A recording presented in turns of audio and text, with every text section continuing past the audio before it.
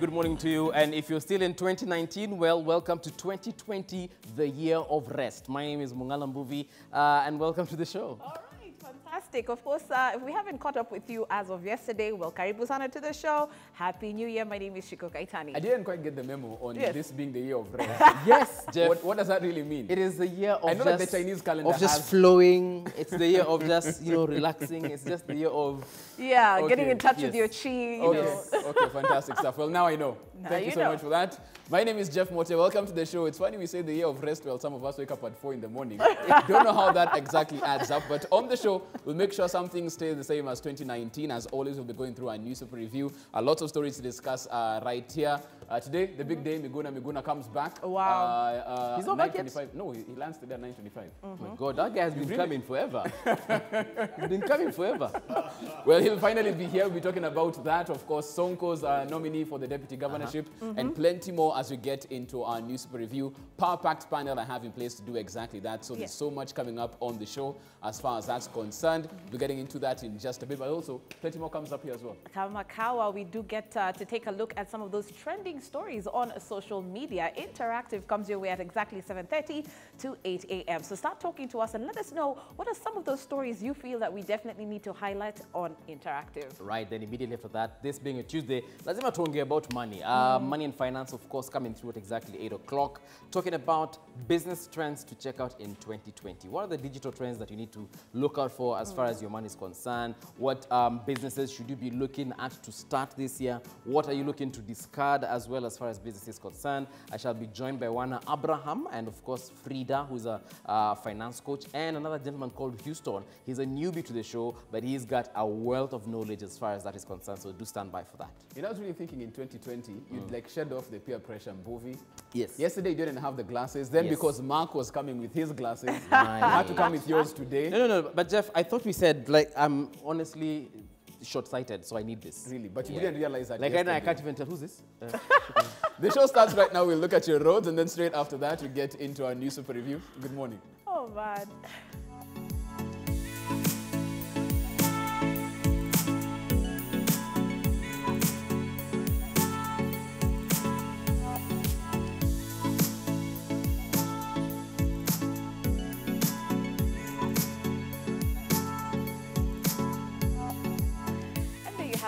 One of the reasons why you definitely need to keep it K24 this morning, the fun never ends, and we're going to do this all the way till 9 a.m.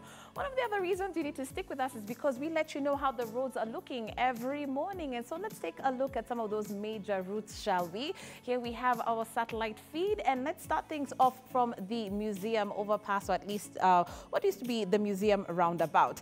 Slight showers across the city, so that you can expect the roads to be wet in some parts rather. And so, of course, we're going to ask you to exercise some caution as you head out today. Here we are making our way to another major route here, which, of course, is Mombasa Road. As you can see, here's that little circle on your screen, which is Nyayo Stadium roundabout. Red line indicating that, of course, there's already traffic that has begun to pick up around this particular section, but not looking too bad. So far, so good. And let's back things up a little bit so that we can actually take a look at Mombasa Road for you. Here you've got the green and orange lines indicating that traffic is flowing, so it's not looking too bad. And of course, if you allow me to just zoom out slightly, let's back things up as far as Imara Daima. Another area we always like to take a look at is this particular junction right here at Imara Daima. Here you can see City Cabanas, Southfield Mall. Surprisingly, it's actually quite clear, and this is good news for you. Of course, if you are coming from this particular area, you can see there's that short red line around GM, or at least Samia Africa, but it does open up, and as you can see, it is good to go. So there you have it, Mombasa Road not looking bad at this particular time. And so as we make our way back to Nyayo Stadium, let's take a look at Langata Road very quickly. I would like to start things off from Galleria Mall and then make my way back down to the roundabout. And so here we are, we've made our way to Bomas of Kenya. Some of you still calling this the BBI Center. But here we are, of course, at Galleria Mall, and making our way down very quickly, down through, of course, the barracks. And here you can see how things are looking. It's quite clear, something that you definitely wouldn't have seen on Langata Road a couple of years back. And so as you can see, it's green all the way. This is a smooth ride for you if you're coming from Karen, coming from Rongai, and of course from Langata. And so here you have it. Let's just try and branch off to Bagavi Way and make our way to the Kilimani area, and of course Gong Road. Bagavi Way being a key route if you are trying to access or at least head towards Kilimani, Gong Road, and of course if you wish to actually use Valley Road to get down into the CBD. As you can see, Bagavi Way actually looking good at this particular time.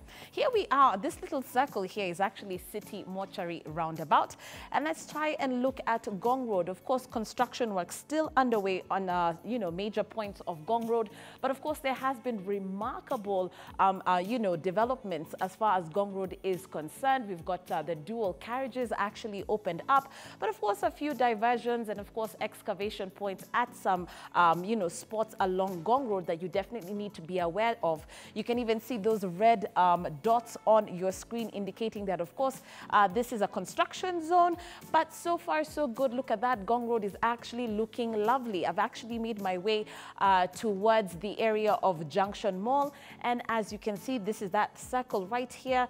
Traffic is flowing. If not, the roads are clear this time of day. And here we've got Kingara Road that does lead us of course to James Gishuru, this being our last road that we're going to take a look at before I actually hand over to Jeff. And so here you've got this windy road, of course James Gishuru, I like to mention every morning because it is now a major route that cuts through Lavington and leads you of course to Waiyaki Way. You've got so many institutions opening up along James Gishuru. You've got your shopping malls, you've got your schools. Of course, with the back to school traffic, you can expect lots of cars on the road, but at this particular time, it's a good time to start heading out. If you are from this area or heading towards this area, you can see that road is just, cutting through your screen, winding all the way to Waiyaki Way. And here we are at Muthangari Police Station.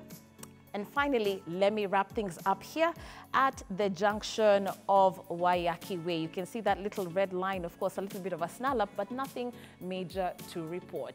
As always, we like to say that we cannot do our traffic watch without you. Please let us know how things are looking on your side of town. Get in touch with us through those social media platforms at K24 TV on Instagram, Facebook, and if you can, please send us a tweet pic. We'll definitely appreciate it. Over to Jeff for the newspaper review.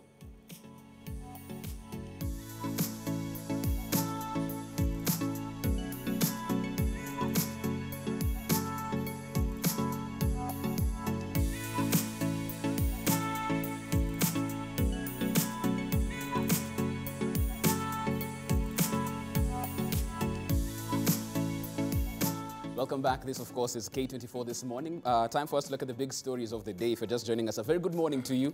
Let's look at the front pages of each of the dailies and then get to my panel as we jump into these stories as well. Front page of the People Daily. Kenyan jihadist blamed for Lamu terror attacks. Senior security officials say local Al-Shabaab recruits involved in Thursday's attack on buses and Sunday Manda Airbase raid, as American military confirms its soldier and 2 private contractors died during the dawn attack. A story that's on the front page in the lead story of the PD this morning. Also on the front page of the PD, Orengo and Murkomen clash on likely date for referendum. The question of Prime Minister and expanded executive in BBI report splits the political elite, a key story that needs to be followed right there. And also right here in the capital city, Sonko stokes new row with DPP over nomination of deputy. Which way forward for the administration of Nairobi County? An issue we'll discuss right here on the show. That makes your People Daily's front page this morning. Front page of the Daily Nation, KRA hits small traders with new quote-unquote patriotism tax. If you run a kiosk, grocery shop or salon, prepare to start remitting to the taxman 3% of your sales on a monthly basis. That's a story that you can get in details right there. Also on the front page of the Daily Nation, as it said in the intro, Miguna gets all clear to land today. General returns after March 2018 deportation saga. The details of that, of course, therein in your copy of your Daily Nation this morning. Front page of the Standard, why Raila's party wants referendum. ODM rallies supporters to back fresh round of proposals for handshake report, saying reforms must be subjected to a popular vote to change the country's structure of government. That's what they're looking at right there. A quote from Siaya Senator James Rengo. Some of the recommendations need to go to the people. The referendum should be conducted not later than end of June or July in preparation for the 2022 elections. And that's a key story on the front page of your Standard this morning. Front page of the Star. The fall of Karume's 40 billion shilling empire. Flagship Jacaranda Hotel to be auctioned due to huge debts. Politician asked his children to triple wealth within 5 years of his death, but things went sideways as far as that's concerned, and it's a lead story in your copy of your Star this morning. Finally, front page of the Business Daily, pain for motorists as US-Iran row raises oil price. The killing of an Iranian military commander has sparked a jump in cost of crude, meaning pump prices will go up in Kenya in the next month. That's a story that you can get as well in your copy of your Business Daily this morning. Let me get to my panel, find out how their holidays were before we jump into the big stories of the day. Dennis Tumbi, good morning. Good morning. Happy New Year. Happy 2020. Rested? We've just had it's a year of rest. No. Did you get rest? Well, we're just starting 2020, right? But the holidays have been great with family. And I think as a nation, we've opened the year with very high gear. Right. On security issues, political issues, and all that. I think this year for us is us crossing a flooded bridge, and we really have to depend on God. Okay, we'll be coming to that, of course, in just a bit. Mark Bichachi, you walked in here and wished that the holiday would go until February. Yes. Happy New Year. Or one MP called Wahome couldn't talk. The holiday would have continued a bit longer. So how was your holiday? How was your break? It was good until she spoke. Until that part? Yeah.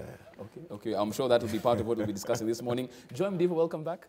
Asante Morning. sana. Good morning. How's the holiday for you? Rested? We're good? Well, it was a mixed bag, but I'm really glad to be here. And happy 2020. Okay, fantastic stuff. Ben Mulwa as well, good morning. It's a fantastic 2020. Yes? Started off well? Absolutely. Yeah. Okay, fantastic stuff. How is your new year? Fantastic. I have my palette Actually, in I place. have, you were talking about waking up at 4 a.m. I have a tip for you. You know, it's in January. So in January, if you wake up at 4 a.m., go to bed at 4 p.m., then you're going to save money meant for dinner. I shall use that. I shall let you know after using that tip. Okay, let's jump into the big stories of the day right here. We'll start off, as always, with the People Daily's front page. Kenyan jihadists blamed for Lamu terror attacks. It's a story that we've seen, and it seems like Lamu is our soft underbelly as far as security is concerned. We've had several attacks in this particular area. I'll start with you, Dennis, on this. What are we not getting right in this area? From Peketoni, we saw the birth rate that just happened before Manda being attacked as well. What are we getting right in that particular area? First of all, thank you. You've asked a very critical question because we seem to be unable to counter terrorism within the larger Lamu area. Of course, you know the issues around Boni Forest. Even though we have counter agencies, plans, multiple agencies working, perennially, it's been impossible for us to get rid of this. And I'll give several reasons why. First of all, we need to understand that this is domestic terrorism. We need to start figuring out the idea of somebody externally hitting us.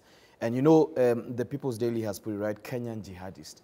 These are Kenyan citizens committing acts of terror against their own citizens and against their own nations. So this is homegrown terror. And when you look at dynamics of homegrown terror, then you have to look at the soul of the nation and the corruption within. One of the things that I believe that is a thing that has the chicken has come home to roost is that statistics have shown that this nation has the most radicalized youth in terms of size and extent. The other thing is that, and that basically has come out of differentiation and lack of meaningful political engagement, because we are not looking at this at a critical standpoint. The other thing that I believe there is that there are elements within the police force and within the military that are colluding to make sure that a few of this happens. Why? Something we call the commercialization of terrorism. Terrorism pays nowadays. You know, you get more allowances from a procurement perspective, there's more money. So a little terror, twice a year, thrice a year, is good for business. And so we need to be discussing critical issues. And I hope that Parliament is going to take this from a very, very serious standpoint. And I sympathize for the government of President Uhuru Kenyatta. If he doesn't crack this pretty well, this is going to become nastier this year like nothing they've never seen before. We need to ask ourselves, why are foreign elements? Because once you bring Al-Shabaab into the game, it's technically, it's a corroboration and a collaboration affair. These are homegrown terrorists who have reached out for equipments, for financing, and whatever it is, for political reasons, religious reasons, or socioeconomic reasons. Because I believe that the bus that was attacked, they passed a message, which we don't know. I still don't know what it is. But we need to ask critical questions. Especially the very fact is, why are we unable to tackle radicalization? Number two, why then have we as a nation commercialized terror? And can we at least deal with this issue that we're soft issues like getting rid of terrorism within a very small area, and we have the capability and the machinery. So those are critical gaps that may look like incompetence, but I would give to you that these are actually deliberate things that Mark, would let happen as a nation. Are we looking at an emboldened Al-Shabaab, so to speak? Because by the time an organization is starting to attack a joint commanding center, joint base between the Kenya military and the United States military, this isn't a soft target. This isn't, these aren't civilians. They know what they're going to do. What does this mean moving forward? Are they trying to test their might as they move into this particular year? What do you read from this particular incident? You know, last year, Kenya tried to get Al-Shabaab listed as a terror organization. Now, funnily enough, the Trump government was quick to say that if Al-Shabaab was listed as a terror organization, they would not be able to give aid in Somalia. Now, it's very interesting that the chickens have come home to roost in terms of Al-Shabaab actually attacking the U.S. military base. And the reason why I bring this up is to bring up the larger conversation that Al-Shabaab is an organization that is shielded on one side by the United States and attacked on another side by the same state. And that puts it in a very interesting position because it's not listed as a proper terror organization. It actually has access to receiving funds and receiving support in terms of doing its terror activities. And that's where really we need to begin to address it, because dismantling terror is not just about dismantling the people who are there, but you must dismantle the apparatus that allows it to have the financing necessary for them to operate. The radicalization that Dennis here is talking about is impossible without money. Let me just tell you the truth. Islamic fundamentalism is not just about the belief in extremism. It's also about the financial benefits that are available. And if we're not going to list them as a terror organization and they're still going to be financed both from within this country, as it has been alleged in Parliament before, and without this country because they're not listed as a terror organization, then we are going to continue to have this problem. But this country also needs to call out the United States, because the United States, in their statement yesterday, say that Al-Shabaab is an Al-Qaeda-linked group. Now, my question is, how are you brothers with Al-Qaeda and not share the same pedigree as a terror organization? And that's the kind of games that we should not allow the United States to play in our region at the loss of the lives of our countrymen and our soldiers. Right, and that's an interesting point that I wanted us to segue to actually with Joy. With this particular incident, I asked this yesterday, some people are shying off it. Any correlation with what happened with General Soleimani, with that particular attack? All of a sudden, we have this attack at our base as well. Some people saying that probably it's more to do with domestic radicalization. It would have happened either way, whether they killed him or not. Do you feel there's a strong link as to what happened in Lamu? This year you have spiritual instincts, because that's exactly where I was headed. I was like, they did not just wake up and decide that they're going to do an attack on the U.S. base here, because if you're looking at the other U.S. bases right now, security is heightened. And like you said, Lamu is actually the soft underbelly. And it's one of those things where when you're looking strategically on where can we make our voice heard quickest, because here response time also matters. So if they strike maybe next week, the correlation is not so obvious. But given the proximity with the happenings in Iran, the heightened, you saw the bounty on the head of President Trump and all these other things, then you can say, okay, fine. So this was not just a random one. Maybe the bus, but by the time we're getting to now attacking a military base, you can tell now there was some thought process in this. There is something that I also want to, let me just blow it out of the water. Sit on the board of the Evangelical Alliance, and there's a religious aspect in this. And when we're working on the Religious Freedom Bill, one of the things we're trying to do is to bring people who work with children under the control of umbrella church organizations. So you don't have self-styled pastors or evangelists or imams or sheikhs teaching children in madrasas, in Sunday schools, or going for weekend challenges and teaching radicalized preaching to children, because those ones now, they don't take an incentive.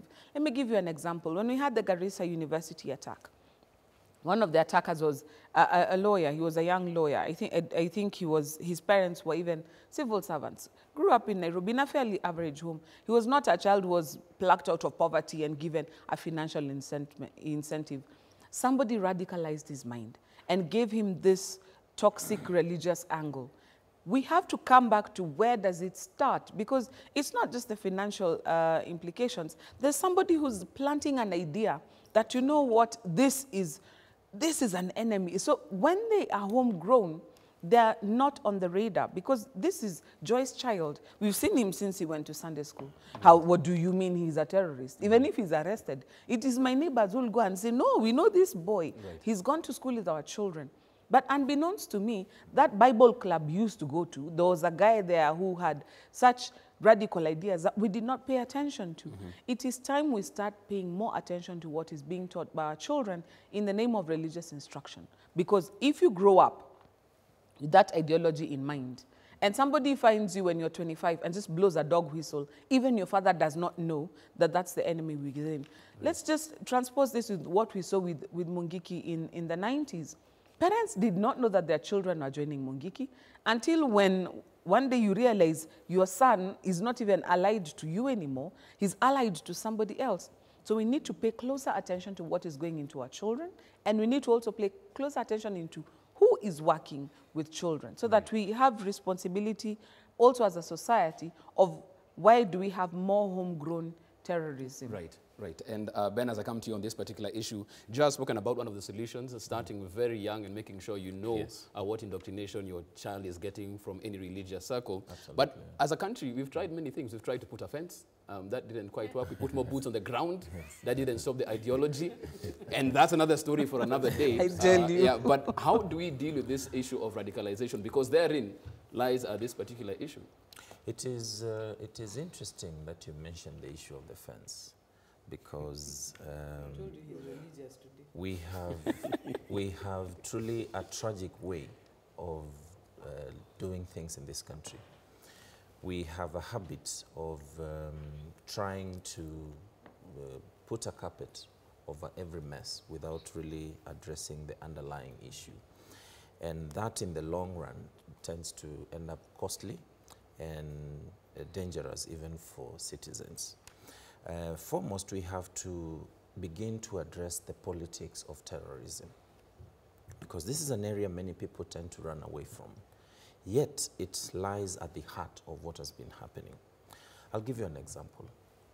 The bus that was attacked driving from Lamu coming to, it was from Mombasa going to Lamu or the other way around. All the buses on that route are usually on full police escort.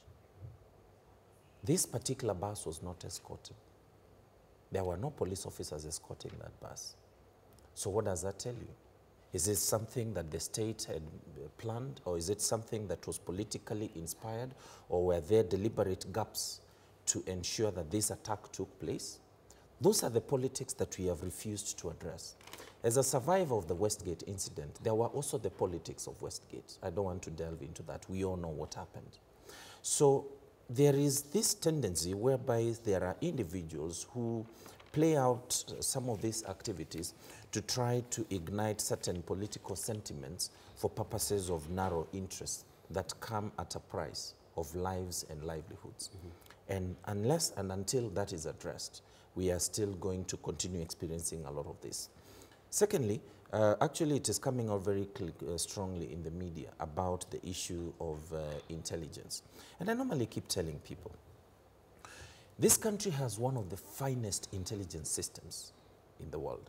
Actually, the Kenyan intelligence system is among the most respected, especially in Africa and also in the region. So I can assure you, Jeff, today, you have seen cases whereby even police officers just ambush a particular house and somebody is accused of being a member of a criminal gang. And eventually it is established truly that that person belongs to a criminal gang or has been involved in this nature of criminal activities. What I'm trying to say is, I don't think most of these things would really go on without or escaping the intelligence systems of this country. But what we have now is, if you compare the National Intelligence Service we have today versus what we used to have for special branch and especially those older fellas, and they didn't have the kind of technology we have today, is these guys today are too busy reading Facebook and reading Twitter and wanting to know why Mark is supporting President Kenyatta and why Dennis is supporting William Ruto, and those funny things. Just on a reality. We lose out on the important essence of National Intelligence Service, because this is a critical security component that we have invested billions of shillings that are never actually audited. Right. But we tend to introduce politics, and these guys are too busy wondering why is Mulo tweeting this or why is Jeff tweeting that, and you know, very funny things. And this continues to expose us dangerously as a country. Okay. And actually, until we start investing in the right mechanisms, especially at intelligence gathering, which we have, and ensuring that when an incident like this, somebody must be punished for the same. There was a gap, as I've indicated. This bus was not escorted. Who deliberately ensured that that happened? Okay. Until and unless we start addressing and confronting some of these things, we will continue, we wake up tomorrow, boom, boom, boom, as the late Kajwang used to say. And really, we can't go on as a country like that. Okay, of course, we'll have to take our first break when you come on that particular point. We'll be back with more after the break as well. We want your views on this at K24 TV. Alternatively, you can SMS us on 21222. Back after the break, talking about the referendum debate. Seems like it's more of a question of when, not if anything, to go by as far as yesterday's remarks are concerned. And also, Sonko's nominee for the deputy governorship of Nairobi. Quite an interesting debate right there. That and more after the break.